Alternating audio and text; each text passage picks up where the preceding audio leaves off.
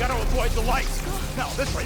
What? I am pretty sure it is not just me who is low-key sad that the first season of Monarch Legacy of Monsters has come to an end. Over the course of 10 captivating episodes, the show has gifted us with a more human perspective within the Monsterverse, unraveling the backstory of Monarch and its evolution. It is the culmination of nearly 90 years, numerous journeys into the Hollow Earth, and not to forget the emotionally charged finale, which has brought us to this moment. Throughout the season, Monarch Legacy of Monsters skillfully intertwined intriguing human narratives with awe-inspiring kaiju spectacles. Even if there was a bit of lagging in between, the series exceeded expectations, with its season finale offering a gripping emotional experience. Throughout its plot, we witnessed various well-connected story arcs unfold within the show's bifurcated timelines, with the 3-generation-spanning Titan tracking tale at the forefront, featuring the Randa family and Lee Shaw as central characters. Beyond the core storyline, the emergence of Titans in different timelines showcased humanity's diverse coping mechanisms, from a willingness to coexist to destructive reactions rooted in egocentric ideologies. The final episode, titled Beyond Logic, brilliantly weaves these narrative strands together, providing a spectacular conclusion while leaving intriguing hints for future exploration. Now, last week's episode had already laid the groundwork for an intriguing season finale, as it unraveled the mystery behind Lee Shaw's seemingly age-defying appearance, clarifying that time operates very differently in Hollow Earth. Lee's 20-year disappearance, during which he and his team encountered a Titan, explained why he appeared to be 70 when he should have been 90. While it might have just been a few hours or days for him, the rest of the world perceived him as gone. Upon his return, Lee found an adult Hiroshi Randa, who was rather resentful about the work done by Lee, Keiko, and Bill. Hiroshi believed their actions had disrupted the harmony between humans and Titans. On the other hand, Kentaro was disheartened, thinking he had lost his sister and ex-girlfriend in one go. However, the truth was that Kate, May, Lee Shaw, and Keiko were alive and thriving somewhere in Hollow Earth. As the season finale kicks off moments after episode 9's conclusion, we see Keiko rescue Kate from a Brambleboard Titan attack. The shock of seeing her grandmother alive overwhelms Kate more than the near-death experience she just escaped, which makes sense because everyone thought this woman was dead for a few decades now. Anyway, as the season finale elevates the stakes with epic battles, heart-wrenching reunions, and a massive twist that promises to reshape the series and potentially the entire Monsterverse, stay tuned as we dissect the wild ending and discuss the future of the Monsterverse with connections to this year's Godzilla x Kong, the New Empire movie. So without wasting another second, let's get right to it.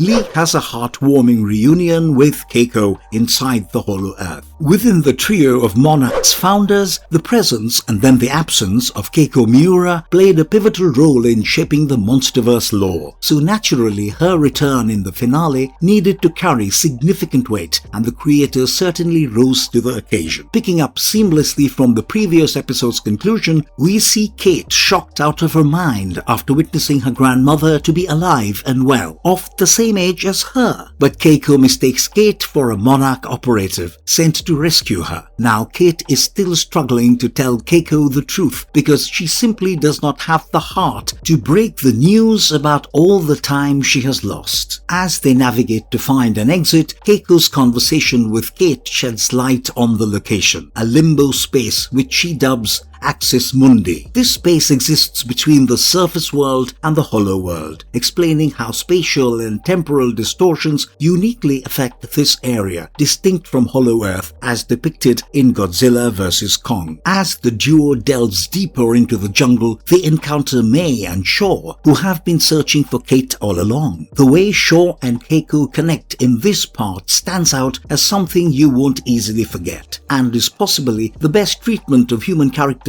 I have seen within the entire franchise. Shaw handles the tough task of breaking the news about Keiko's lost memories in a really thoughtful way as he eases her into it by refraining to show his aged appearance right away. He delicately explains the time dilation situation to Keiko, sharing how he missed out on 2 decades of his life, while Keiko has lost over 50 years. The emotional surge hits Keiko pretty hard, with one distressing update after another, as spending a mere 57 days in Axis Mundi has robbed her of more than 50 years, during which Bill has passed away and Hiroshi has grown up as an orphan. As Keiko processes the shocking revelation of Kate's identity as her granddaughter, the cascade of surprising disclosures finally comes to an end, leaving an emotional impact on the characters and us viewers alike. The reunion between Lee and Keiko is an absolute masterpiece in terms of how it's shot, edited, acted and scored. Plus, Kurt Russell and Mari Yamamoto really know how to pull on the heartstrings, making us truly feel the weight of the moment. The initial relief that both friends are alive is quickly overshadowed by the wave of sadness when the reality of how much time has passed sets in. Then there is a moment of bittersweet happiness, seeing that Hiroshi is okay and realizing she is standing in front of her granddaughter. However, that joy is followed by the gut-wrenching punch of Bill Randa's demise during one of his expeditions. I may not be well acquainted with how awards work, but if shows about zombies and dragons can get nominated, Monarch should surely be a strong contender. I had almost started hating the show in between because of its inherent wokeness, and somehow Monarch Legacy of Monsters have made up for that. So kudos to that. Hiroshi seems to have embraced his legacy. In a jump scene, we see Kentaro seek answers about his father's prolonged absence. And honestly, this scene was needed. The audience had to see Hiroshi Randa held accountable for his shortcomings. As Kentaro questions his father on what mission was of bigger significance than his family, Hiroshi finally opens up, acknowledging how he was mistaken in endorsing Monarch's labeling of Keiko, Lee and Bill as heretics. We get to know that Hiroshi was in the desert, continuing the work they had initiated in order to uncover the secret to coexistence between humans and Titans. He even urges Kentaro to join him on his mission to make sure that an event like G-Day never happens again. However, Kentaro steers the conversation toward the uncomfortable topic of him maintaining 2 families. And of course, Hiroshi tries to navigate the situation to his benefit and tries to gain his son's sympathy by responding to Kentaro's question about his infidelity with another question. Does Kentaro wish that Hiroshi had never met Emiko? Kentaro in response points out that Hiroshi's actions have shattered the very concept of family, further emphasizing the profound impact of his choices. In another scene where Hiroshi comes to pack up his things from Emiko and Kentaro's house, it is evident that Emiko and Hiroshi are on the brink of a divorce. But here Emiko's outwardly calm demeanor should not be misjudged as weakness. In a poignant scene, she directly addresses Hiroshi, sternly telling him that even after breaking their trust, he still has a responsibility as a father to Kentaro, who is entirely blameless in this situation. While situated in a show centered around Titans, this moment, though seemingly small, resonates with profound relativity. This scene casts a spotlight on divorces and the often underestimated impact it has on children. Even if Emiko's sorrow is tangible, it gradually transforms into a resilient strength as she advocates for her child's well-being amidst the challenging circumstances. Tim quits Monarch. As the episode progresses, it becomes clear that Keiko was the one sending gamma-ray signals from Hollow Earth, hoping for a Monarch rescue. However, Monarch appears to have no batshit idea about it, as Natalia shifts focus away from Dr. Barnes' findings to stabilize worldwide gamma radiation, sidelining any effort to rescue the ones inside the rift. This makes Tim seemingly frustrated, because unlike the sharks at Monarch, this guy actually has a shred of moral ambiguity left in him. He realized that it was their duty to help rescue Kate, May and Shaw, and if they did not try at least once, it would make them no better than how Lee had painted Monarch to be. However, with gamma rays surging globally, Natalia refuses to prioritize 3 lives over billions, advising Tim to resign if he disagrees. In another scene, Kentaro grapples with his gaping sadness at a secret bar, where Tim approaches him with a proposal to investigate the gamma ray signals. Soon we get to know that Tim has left Monarch and is now seeking Kentaro's help to approach his father, Hiroshi Randa, for insights into the subterranean realm. They visit Hiroshi as he was going through the last video left by Bill Randa addressing him. At first, Hiroshi was rather hopeless about the situation, but when Tim promises to organize the means for their plan to come to fruition, it gives him the much-needed hope to bring his daughter back. But Hiroshi reflects on the challenge of deciphering the signal, realizing that even if he succeeds without Monarch's support, their efforts might be futile. This is when Tim asserts that Monarch isn't the sole player in this realm. Honestly, it sends shivers down my spine because I understand Tim is hinting towards apex cybernetics, and if you've watched Godzilla vs. Kong, you're well aware of the havoc they wreaked on humanity, so witnessing the foundations of the institution being laid, often with unwitting aid of the people, is both alarming and disheartening. The group at Axis Mundi find a way to get home. So we know that it was Kiko sending the gamma ray signals to alert Monarch for her rescue, but how did she do that? Well, for starters, the gamma radiation signals Monarch consistently received originated from Dr. Suzuki's gamma ray emitter, which had fallen into Axis Mundi during Project Hourglass. Kiko ingeniously repurposed it as a rhythmic signal emitter for sending rescue signals to the surface world, and through her modifications, the device no longer attracted Titans as it once did. Anyway, Lee does not wait for Monarch to show up. Instead, he takes matters into his own hands and decides to reconfigure the Titan calling device in order to utilize the same method of luring a Titan to open a portal and then return home. On a side note, remember when Kiko mentioned losing decades for being stuck in Axis Mundi's time dilation? Does it strike a chord with others, or is it just me? I think the stuck in time aspect of the show seems like a subtle COVID allegory, resonating with the feeling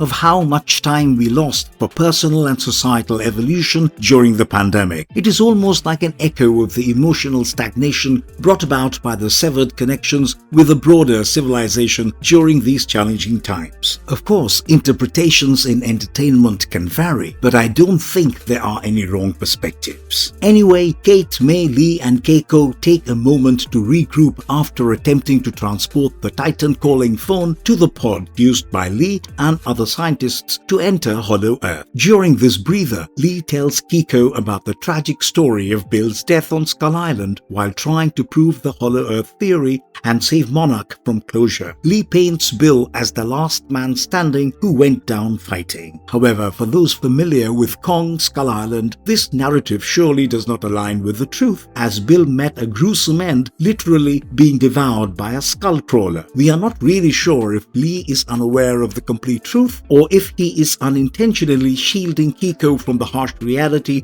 of her husband's tragic demise. Kiko also questions Lee about the current state of the world and receives a sweet yet sobering description from him. To some extent, it also makes sense because, sure, there are more gadgets, life might be more convenient, but fundamentally human behavior remains unchanged. The irony lies in our continuous procreation, even amidst an uncertain future. Adding to the complexity, we contribute to this uncertainty, whether knowingly or unknowingly, by funding national and international conflicts through our tax money. Plus, here's something to consider. If you think it's not that deep, remember you are watching a Godzilla show. This iconic figure emerged from Japan after the bombing of Hiroshima and Nagasaki, and politics is undeniably at its core. Whether to engage with these deeper layers is entirely up to you, but in this narrative, every detail seems to carry weight. Anyway, let's get back to Hollow Earth, or should I call it Axis Mundi. Essentially, it's a realm situated between Earth and Hollow Earth, offering a more plausible explanation for the need for special spaceships to navigate the gravitational shift between the two ecosystems. This less drastic gravitational shift in Axis Mundi allows humans to survive the journey while engaging in time warping phenomena. However, it does raise many questions about previous expeditions like those by Apex and Monarch in Godzilla vs. Kong, where no time was seemingly lost. The narrative seems to suggest that time works differently only in Axis Mundi, aligning the clocks of Earth and Hollow Earth once beyond this area. Still, the gravitational pull aspect raises further queries about the mechanics, but again, we are talking about fictional science here, so only the creators of the franchise can provide clarity. Coming back to the main point, as the group reaches the pod, Kiko hesitates about returning with them. She believed that she would only be a burden in this new world, which has now moved on without her. But Lee and Kate remain adamant that Axis Mundi was no place for her to survive, and Hiroshi would love to reunite with his mother. So after a moment of contemplation, Kiko finally agreed to go back home. Lee Shaw and Godzilla help Kiko, Kate and May escape Axis Mundi. As the team boards the underspace pod, Kate, May, Kiko and Lee fire up the pod and Titan calling machine, aiming to lure a Titan through a portal and use it to return to Earth. However, their plan takes an unexpected turn when they unintentionally attract a Titan already present in Axis Mundi. Yes, you guessed it right, the new Titan here is a fully evolved Iron Dragon who disrupts the connection between the pod and the Titan calling machine, preventing Lee from controlling it. Facing the risk of the Titan crushing the pod and basically killing everyone in it, Lee bravely decides to get out and reconnect the pod with the caller machine. The situation becomes really tense and it appears that the Titan might indeed destroy the pod. However, just when all seems lost, an unexpected savior emerges through the mystical rift after being drawn by the Titan caller, and this is no one other than Godzilla himself. Godzilla's entry into Axis Mundi is flawless, setting the stage for an intense battle with the Iron Dragon. Through the mystical rift, Godzilla engages in a fierce showdown with the Iron Dragon, treating the entire team to a spectacle of battle between two ancient beasts. Initially perplexing Godzilla with its speed and cunning, the Iron Dragon proves no match once Godzilla takes control. The fight escalates and Godzilla triumphs as he tears the creature into pieces. Utilizing his atomic breath and sheer strength, Godzilla dismantles the creature, ultimately hurling its still living body into the rift. Unintentionally, this act creates a gateway to the surface world, pulling the pod and collar inside. Without wasting a moment, Shaw rushes to enter the pod, grabbing Kiko's hands at the last possible second. However, realizing the added weight is hindering the pod's ascent, Shaw makes the gut-wrenching decision to let go, sacrificing himself to save the rest of the team. But somehow the show gave Shaw the ending he deserved. His anti-Monarch mission and previous efforts to strengthen the organization were all fueled by his feelings for Keiko. In this moment, fate granted him another chance to protect the person he loves, and he seized it by sacrificing his own life. It can be said that Lee Shaw passes away with dignity, having embraced the opportunity to save Kiko. Meanwhile, a devastated Kiko mourns the loss of her only friend as the pod travels through the rift, unexpectedly redirected to a different route, emerging in the surface world.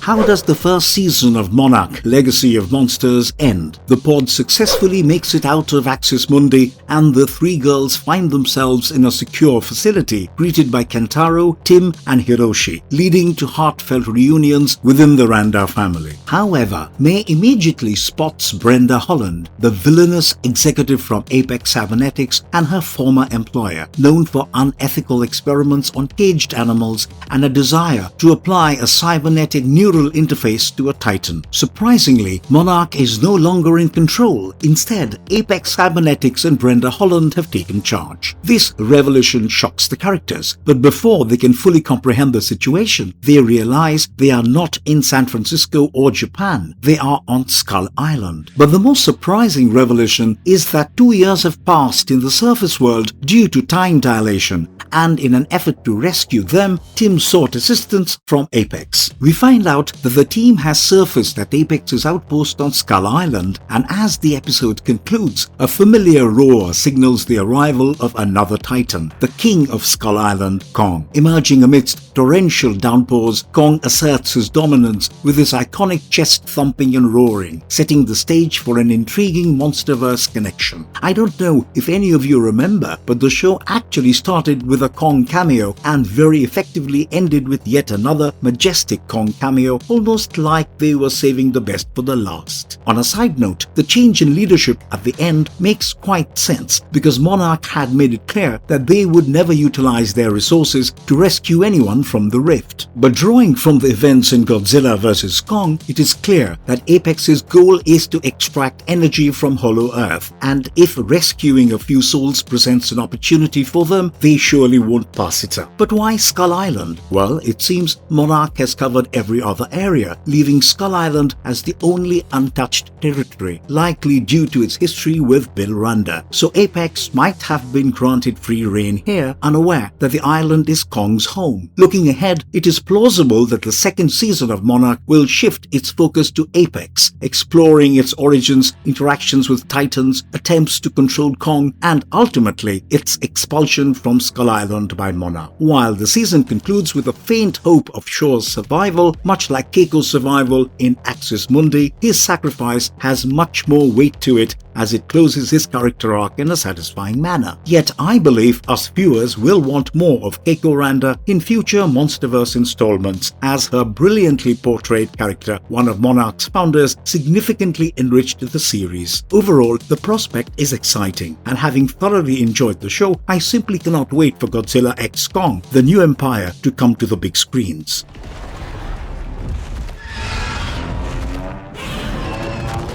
Who is the not-so-familiar kaiju in this episode? This is not a kaiju appearance because the Iron Dragon has made many cameos throughout the show. It first appeared in 1943 to attack the USS Lawton ship and sank it within 3 minutes, before it carried the entire ship to the Philippines. Again, in 1952, a comparatively smaller version of an Iron Dragon attacked the Lawton, which was stranded in the middle of the Filipino jungle as Keiko and Bill were investigating its interior, where they discovered the preserved bodies of sailors in viscous nacre before being attacked by the Iron Dragon, who had claimed the ship as its own. Next, in 1962, the Iron Dragon responded to Monarch's gamma radiation simulator near the Hollow Earth portal in Kansas during Operation Hourglass. Leading a reconnaissance team, Lee Shaw followed the creature through the portal, where it attacked and devoured a Monarch operative before entering another portal. Lastly, in 2015, the Iron Dragon targeted Lee, Kate, May and Keiko as they tried to get out of Axis Mundi. It was not until Godzilla's arrival which sparked a fierce battle which led the Iron Dragon to use its Thragomizers to bite into its throat. Godzilla retaliated, tearing off a Thragomizer and sending the creature flying. Even if the Iron Dragon attempted to blind Godzilla with expelled nacre, Godzilla prevailed, tearing off its wing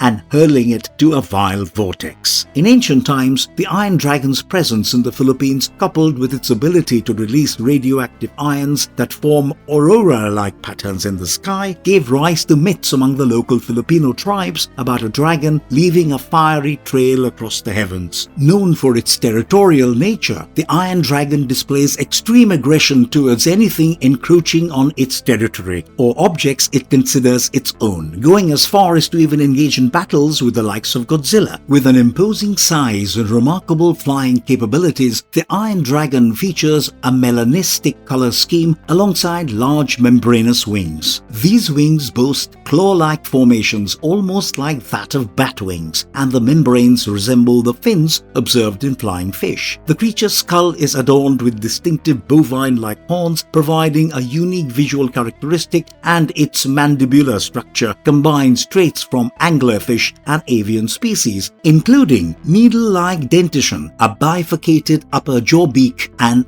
gill-like structures flanking the neck. In addition to that, it has digitigrade hind legs with a 3-digit grasping talon accompanied by a vestigial toe to contribute to its menacing physique. It also has dorsal spikes run along its back, with 2 prominent ones resembling a shark's dorsal fin. Plus, the Iron Dragon's elongated saurian tail terminates with gracefully curved spikes. On a side note, in 2015, more than 6 decades since its first sighting, the Iron Dragon had grown significantly in size. But by this point, one of its bovine horns had suffered some damage, with a portion of it snapped at the tip. But this dragon-like titan is lethal and can easily tear apart humans. If it were not for Godzilla's intervention at the right moment, the Iron Dragon would have easily chowed down the entire team within seconds.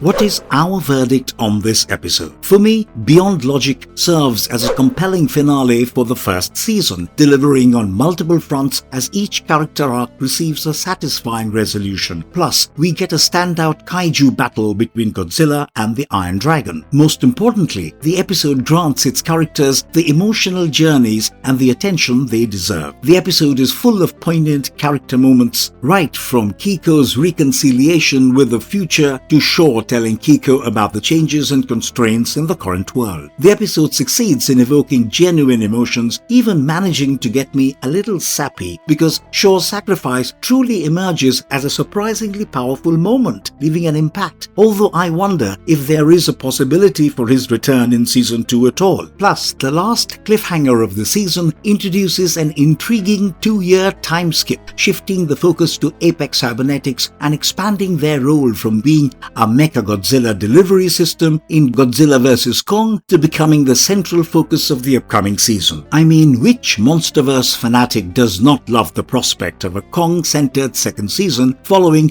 a Godzilla-focused first season? However, this development raises some concerns for me. While the MonsterVerse hasn't been known for intricate movie-to-movie storytelling, it has maintained a level of consistency. Apex's presence on Skull Island in 2017, especially when Monarch is actively monitoring Kong and other titans before the events of King of the Monsters, seems to deviate from the established plot in those films and Godzilla vs. Kong. This shift sort of challenges the established canon and may require careful handling to maintain its coherence within the MonsterVerse narrative. Additionally, the lack of encounters between Monarch and Apex raises questions about how the two organizations never seem to cross paths. If there really were clashes between them, it is puzzling why these conflicts didn't play a role in the events of King of the Monsters and Godzilla vs. Kong. While this might be nitpicking, it remains a lingering concern. Also, the initial hints at a romantic subplot for Kate and May feel rather disappointing, even though there is still potential for it to unfold in Season 2. Despite its imperfections, Beyond Logic is ultimately a satisfying conclusion. It may have a couple of drawbacks, but what it does well resonates effectively, leaving viewers eager for more. After this banger of a cliffhanger, the anticipation for Season 2 is high, with the hope that it materializes and continues the engaging narrative of Monarch, Legacy of Monsters.